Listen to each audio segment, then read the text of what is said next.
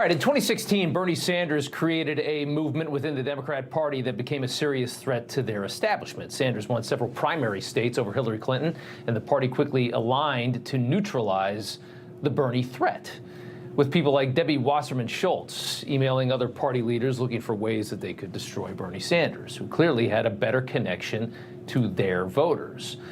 The same maneuver was used against Trump and is now being used for 2024 against Robert F. Kennedy Jr., who has stated it appears that the DNC has created a class of pledged delegates called party leaders and elected officials who are essentially the same as superdelegates due to the amount of control the party exercises over elected officials.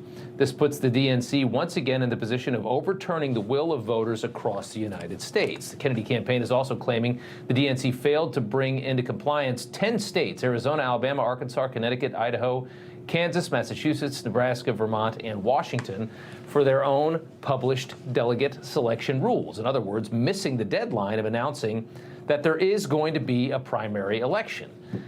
And these are the same people who continuously scream about democracy every time you talk to them about former President Trump or really anything. Robert F. Kennedy Jr. joins me now to talk more about this. Sir, it's good to have you back on the show. Can you explain exactly how your party is trying to silence your campaign and effectively eliminate any primary dissent? Well, they're using, I think somebody has actually assembled about 60 different tricks that they're using to essentially disenfranchise voters, including, I'm in New Hampshire right now. I'm spending a day of service on a big regenerative farm up in rural New Hampshire. And New Hampshire, they've made a rule for New Hampshire. President Biden did very poorly in New Hampshire the last time around.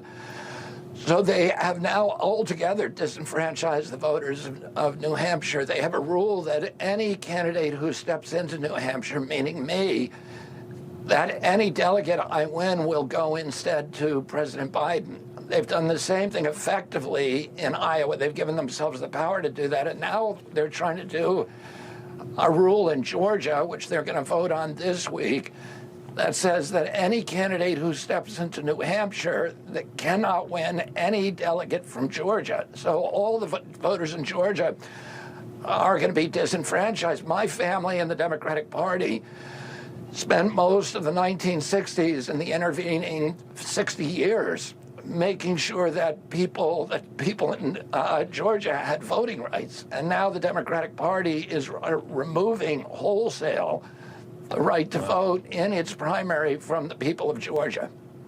Well, what do you see as far as you probably can't tell me too much about your internal polling, but when you look at your numbers versus Biden, are you making gains? Do you have traction? And do you know anything about what would happen if you were to run as an independent? I'm very confident that I will beat President Biden in New Hampshire. I'm doing very well in the early primary states. We haven't done a lot of polling in the other states. There are some public polls out there that show me doing less well, but those polls are looking only at Democrats who voted for President Biden last time. When they poll people who are likely to vote in the Democratic Party, for me, I do much, much better. Yeah. So I'm very confident that I can beat President Biden leading up to the convention if they give me a fair fight. I think what you mentioned what they did to Bernie Sanders, and I think the Democratic Party, the DNC now regards me as 10 times as dangerous to their funders and their donors than was Bernie Sanders. It's amazing to see how it's all just a machine, and when they don't want to let you in, I mean, you effectively, it's very hard for you to. Yeah, I mean, you have to do it all the old-fashioned way, right? You have to just go out and connect with people because you're not getting any assistance from the media. They really just kind of go along with, it's going to be Biden. The system there is so broken. I mean, you can speak to that. Yeah, I mean, I think the media, the mainstream media, other than Fox, the mainstream media, the traditional legacy media like CNN and the major networks and MSNBC are all aligned with the Democratic Party. They won't even let me on their networks. I think I've been on CNN once with Michael Schmitt.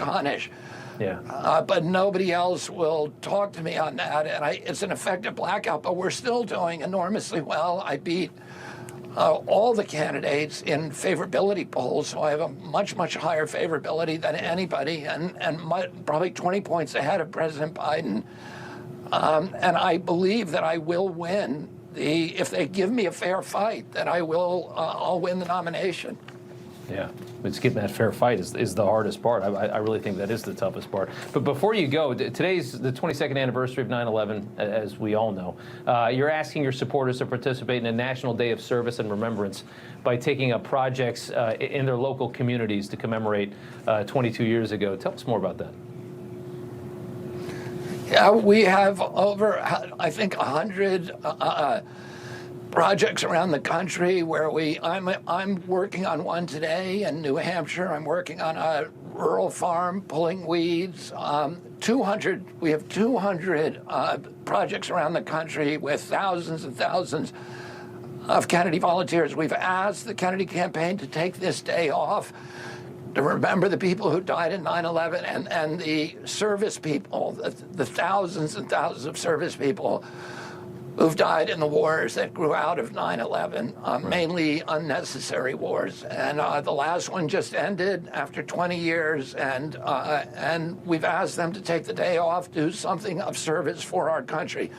One of the wonderful things that happened after 9/11 was the unity that we experienced in this country, where Democrats, Republicans came together, and everybody forgot that they were, what party they were from, and they just remembered they were American. And we're trying to remind people of that impulse. It's a great message. Robert F. Kennedy Jr., as always, sir, thank you so much for coming on.